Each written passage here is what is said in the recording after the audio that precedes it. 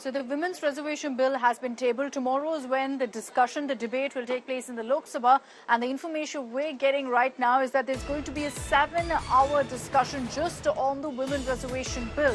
It will start at 11 a.m. tomorrow and go right up till 6 in the evening. That is the entire time that's been allotted for every member of parliament in the Lok Sabha, for at least every party representative to have a chance to speak in the lower house. There's going to be a detailed discussion on the women quota bill. And while you'll expect that more or less there will be consensus, the opposition has already raised questions about some of the clauses, particularly with regards to when the women's reservation actually comes into effect. So they're going to be raising that come tomorrow in the Lok Sabha as well. Moshmi Singh is joining us live with more details on this. Moshmi, good evening. 7-hour discussion in the Lok Sabha slated to happen. You know, largely every political party in the last few days has been calling for the Women's Reservation Bill to be brought in, saying we'll back it.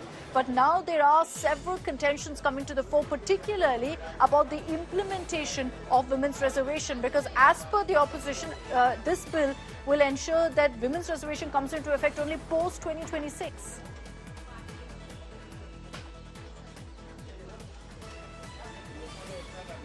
Right, a very good evening to you, Akshata, and all our viewers. As you rightly pointed out, there are the fine print, as they say, the devil lies in the details. The fine print of consensus as far as Women Reservation Bill will be the key, because today we saw that there were many statements made from both sides, in support of the bill. But even as we talk, in the upper house, we saw how Mallikarjun Kharge did mention about the quota within quota and the rights of the OBC, the SC and ST women as far as this reservation bill is concerned.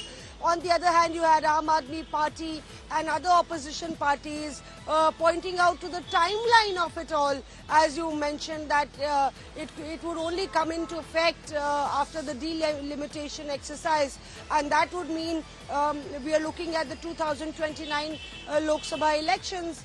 So the opposition says that this is a lot of noise created for the women's rights, but it's an eyewash. So clearly, the opposition does realize that this could be a game changer for the BJP, Akshata.